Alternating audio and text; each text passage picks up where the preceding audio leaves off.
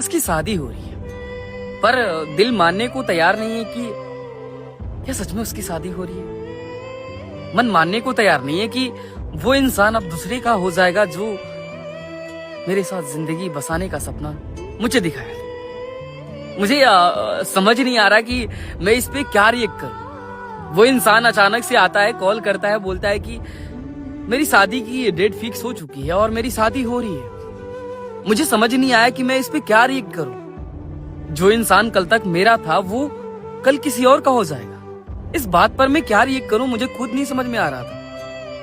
हाँ, सच में उस इंसान की शादी हो रही है जिस इंसान से मैं बेइंतहा मोहब्बत करता हूँ आज भी, और मुझे यकीन नहीं हो रहा है कि वो इंसान कुछ दिनों में किसी और का हो जाएगा। ना वो मेरे से बातें करेगा, ना वो मेरे से प्यार भरी जो सपने दिखाया था उसके बारे में जाहिर कुछ बातें। मैं खुद को ये एहसास दिला ही नहीं पा रहा हूँ कि उस इंसान की शादी हो रही है जिस इंसान से मैं कितना प्यार करता हूँ। मैं खुद को भी समझा नहीं पा रहा हूँ कि वो इस इंसान की शादी हो रही है। जब उस इंसान ने मुझसे कहा कि मुझे अब छोड़ना पड़ेगा उसे, अब तुम्हें अकेले रहना पड़ेगा, अब हम साथ नहीं रह सकते क्योंकि मेरी शादी फिक्स हो चुकी है और ये फाइनल है, इसमें कोई भी ऑप्शन नहीं है, ना का कोई ऑप्शन ही नहीं है।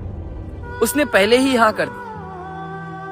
अब पता नहीं क्या सिचुएशन है, क्या प्रॉब्लम है और क्या मजबूरियां है, लेकिन सच कहूं तो इस बात को मैं हजम नहीं कर पा रहा हूं कि वो इंसान मान भी गया, शादी फिक्स भी हो गया और कुछ दिन में कोई लेकर चला भी जाएगा। मैं सच बता रहा हूं, जिस सिचुएशन में हूं ना, बस चेहरे पर मुस्कान है, अंदर से कोई इतना जोर से आवाज लगा रहा है ना जैसे कि फट के हाथ में आ जाएगा ये कलेजा। ऐसा लग रहा है ना कि कोई उजड़ गया यार। समझ नहीं आ रहा कि इस बात पर रिएक्ट कैसे करूं और उस इंसान को मैं कैसे अलविदा कहूं यार। अभी मैं घर से बहुत दूर आया हूं ताकि मैं इस फीलिंग को कैमरे पे रिकॉर्ड कर सकूं, ताकि वो इंसान देखे कि मैं सच में खुश हूं उसे देखकर।